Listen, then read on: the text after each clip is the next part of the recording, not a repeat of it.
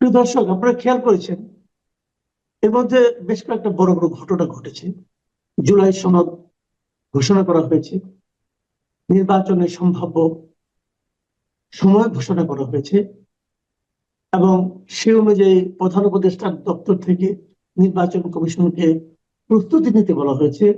নির্বাচন কমিশনও জানিয়েছেন যে তারা নির্বাচনের নির্ধারিত সময়ের 2 মাস আগে তফসিল ঘোষণা করবে।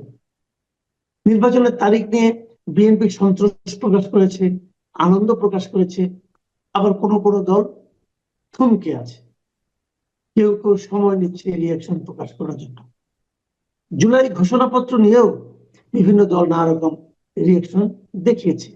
এর সঙ্গে বড় বড় ঘটনা, কিন্তু এই বড় ঘটনার পাশাপাশি একটা ছোট ঘটনা বড় ঘটনার চেয়েও বেশি আলোচিত হয়েছে।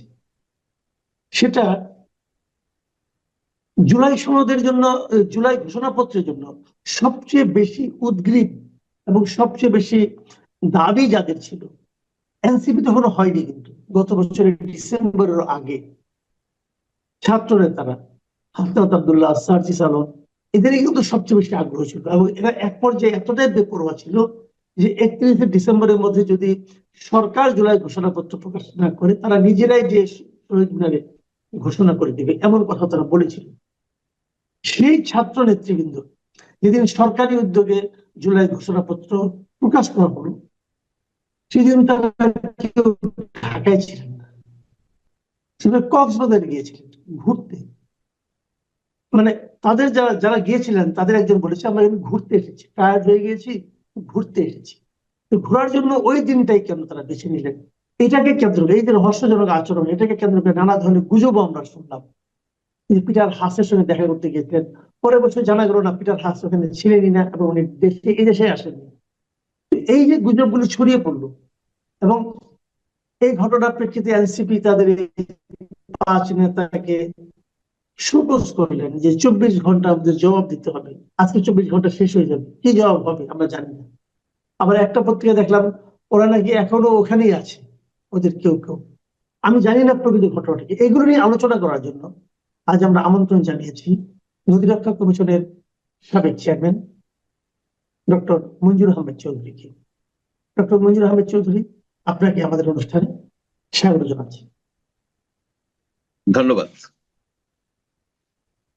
মঞ্জুর ভাই, আমি একটা লম্বা ভূমিকাই দিলাম, আপনি সবই জানেন, এগুলো এগুলো আপনাকে বলার দরকার নেই, আমি দর্শকের জন্য এগুলো দিয়েছি। আপনার আসলে কি বিশ্লেষণ যে এই ছাত্ররা যারা সবচেয়ে বেশি উদ্গ্রীব ছিল, আগ্রহী ছিল, তারা কেন ওই নির্দিষ্ট দিনে কক্সবাজার চলে গেল? আসলে এই যে কোনো লোকই হতবাক হয়ে যাবে এই ছাত্র নেতাদের এই কর্মকাণ্ডে। অর্থাৎ এই যে 5ই আগস্ট শুধু ছাত্রদের কাছেই একটা গুরুত্বপূর্ণ দিন না। আমার এখনো মনে আছে, আমি সেদিন ক্যালিফোর্নিয়াতে ছিলাম, সেখানে আমি দেখেছি যে দেশে বিদেশে প্রবাসী কি একটা মানুষের ভিতরে যে একটা আশা আকাঙ্ক্ষা, মানুষ মুক্তির একটা আনন্দ পেয়েছে। সেই জন্য আপনার শুধু জুলাই সনদের জন্য না, 5ই আগস্ট আসলে একটা গুরুত্বপূর্ণ দিন এবং বাংলাদেশের ইতিহাসে 5ই আগস্ট যে একটা স্বৈরতন্ত্রের হাত থেকে, ডিক্টেটরের হাত থেকে মুক্তি পেয়েছে, একটা মুক্তির দিন হিসাবে বহু যুগ পর্যন্ত এটা মানুষের মনে থাকবে। সেই দিনটার সবচেয়ে বড় স্টেক হোল্ডার ছিল এই আমাদের যে তরুণ ছাত্র নেতারা, যারা এই আন্দোলনের নেতৃত্ব দিয়েছেন এবং পরবর্তীতে তারা একটা পার্টি করেছেন, তারা করতেই পারেন। এবং তারা সবচেয়ে বেশি সোচ্চার ছিলেন জুলাই সনদ নিয়ে। সনদ মানে কি? সার্টিফিকেট। এই এই সার্টিফিকেটে এই সার্টিফিকেটে যে জিনিসটা থাকার কথা ছিল, ঘোষণাপত্র মানে প্রোক্লেমেশন মেবি, প্রোক্লামেশন হচ্ছে ঘোষণাপত্র। যদিও এরা লেখছে কোনো প্রথম আলোতে দেখলাম যে জুলাই ঘোষণাপত্র, কিন্তু সনদ আর ঘোষণাপত্রের মধ্যে কিন্তু অনেক পার্থক্য আছে। সনদ হচ্ছে যে আপনার যে ঢাকা ইউনিভার্সিটি থেকে যে সার্টিফিকেট পেয়েছেন, সেটা কিন্তু একটা সনদ। আপনার জীবিত অবস্থা কেন, মৃত পরেও কিন্তু ওই সনদ কার্যকরী থাকে, যে অর্থাৎ আপনি এমএ পাস করেছিলেন ঢাকা ইউনিভার্সিটি থেকে, সাংবাদিকতা বিভাগ থেকে, যে এটা চিরন্তন, এটা চিরন্তন, এটাকে চেঞ্জ করা যায় না, আপনার সনদ চেঞ্জ করা যায় না, কেউ পারবে না চেঞ্জ করতে। সুতরাং ওই ধরনের একটা বিষয় কিন্তু তারা চেয়েছিল, এবং সেটা হলে ক্ষতি হতো না। যেমন বাংলাদেশে কোনো দুর্নীতি থাকতে পারবে না, এ ধরনের যদি এই সনদে থাকতো যে দুর্নীতি মুক্ত করার জন্য একটা কঠিন, একটা কঠোর পদক্ষেপ নিবে, থাকলে কিন্তু এটা একটা পার্মানেন্ট একটা কমিটমেন্ট হয়ে যেত, পার্মানেন্ট একটা বিষয় হয়ে যেত। আর একটা বিষয় হতে পারতো যে এই জুলাই আগস্টের এবং তারপরেও যারা আহত হয়ে মারা গেছেন কিংবা আহত অবস্থায় আছেন, তাদের সকল রকমের চিকিৎসা, তাদের ভাতা, তাদের সকল দায় দায়িত্ব রাষ্ট্রের, এটা অত্যন্ত ন্যায্য একটা না সেগুলো দাবি। আছে মঞ্জুর ভাই, সেগুলো হয়তো কিন্তু আছে, সেইভাবে ঘোষণাপত্রে এগুলো আছে, কিন্তু আমার কথাটা হলো কি, ওই দিন ওনারা আগ্রহ দেখালেন না কোনো এখানে থাকার জন্য। ওনারা কক্সবাজার চলে সেটাই যাবেন যে, কোন মানসিকতা? হ্যাঁ। আচ্ছা সেটি কিন্তু একটা মানে মিস্ট্রি। এই মিস্ট্রিটা কেন, যে কি এমন ঘটনা ঘটলো যে ছাত্ররা চলে গেল কক্সবাজার, তাও সবাই যায়নি, একদল গেছে, আরেক দল রয়ে গেছে, এবং তাদেরকে আবার করা হয়েছে, কি বলে, শোকস করা হয়েছে। আমার কাছে যেটা মনে হয় যে তারা এমন একটা সংবাদ পেয়েছে, যে সংবাদে তারা খুব হতাশ হয়েছে। সে সংবাদ অনেক আমরা করতে পারি, যেমন তারা যে পিটার হাসের সাথে দেখা করতে গেছে, পিটার হাস আদৌ ওখানে ছিলেন কিনা এটা আমেরিকান এমবাসি এনশিওর করে নাই, কারণ সে একদম প্রাইভেট সিটিজেন। তাছাড়া সে একজন গুরুত্বপূর্ণ ব্যক্তি ছিলেন, তার ভাইয়ের বাউস তো হঠাৎ করে কাউকে বলবে না। কেউ বলেন যে উনি ওয়াশিংটন ডিসিতে আসছেন, কেউ বলেন যে না উনি ওই দিন কক্সবাজারে ছিলেন, এবং তারা তাদের সাথে মিটিং করছে। এখন পিটার হাসের সাথে আপনি এরা কেন মিটিং করতে গেল? পিটার হাস প্রাইভেট সিটিজেন, সে একজন ডেমোক্রেটিক অ্যাপয়েন্টেড অ্যাম্বাসেডর ছিল, তার কি ভূমিকা থাকতে পারে এইখানে? আপনার আরো আমরা দেখি যে বেশ কিছু মার্কিন নাগরিক, যেমন উইলিয়াম মাইলাম, উনিও কিন্তু আছেন, বাংলাদেশের রাজনীতিতে ভূমিকা রাখেন। আরো কয়েকজন আমেরিকান আছেন, আরো বাঙালি আমেরিকান, তারাও কিন্তু ভূমিকা রাখেন। এদের সাথে কি কোনো সংযোগ আছে কিনা? এই এই তাদের এই যে পার্টিটা ভেঙে যাচ্ছে না, আমার কাছে মনে হয়েছে যে এনসিপি ভেঙে গেছে, এনসিপি ভেঙে গেছে, কারণ মেজর কয়েকজন লিডার, হাসনাত, সার্জিস, নাসিরুদ্দিন পাটোয়ারি, তাসলিম জারা, এই যে চারজন, এরা কিন্তু বলতে গেলে অর্ধেক, বলতে গেলে কি এরা অর্ধেকেরও বেশি ইম্পর্টেন্ট পোস্ট হোল্ড করে। তারা যখন চলে গেছেন এবং এই জুলাই সনদ অনুষ্ঠান তার বর্জন করছেন, তারা বর্জন করছেন। আবার আরেকটা বিষয়, ঠিক তার আগের দিন তাদের আরেকজন নেতা শারমিন, সামন্ত শারমিন, উনি ডক্টর ইউনূসকে খুবই মানে সরাসরি, তির্যক না, সরাসরি সমালোচনা করে বলেছেন যে উনি স্বার্থপর লোক। এক কথায় বলতে গেলে স্বার্থপর, উনি নিজের স্বার্থটাই দেখেছেন।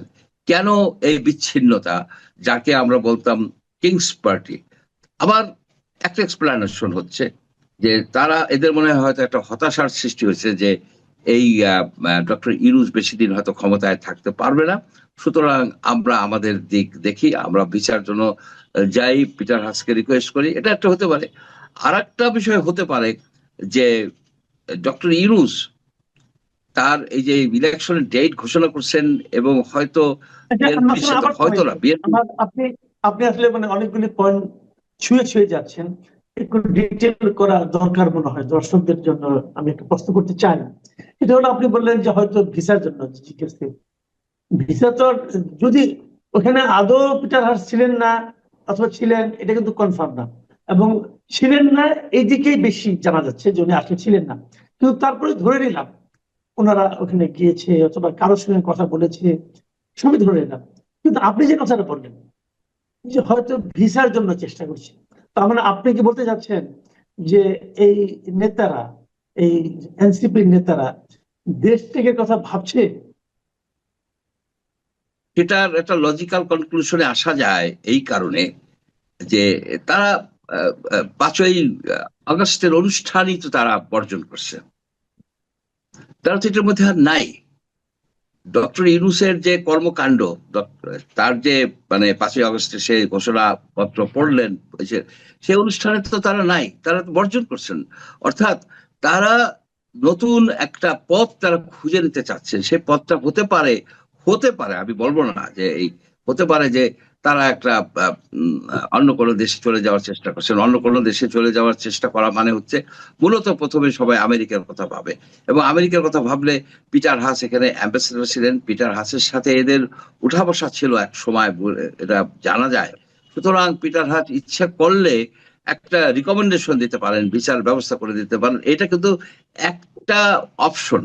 আমি বলতেছি না যে তারা ওই জন্যই গেছেন, আদৌ তাদের পিটার হাসের সাথে দেখা হয়েছে কিনা।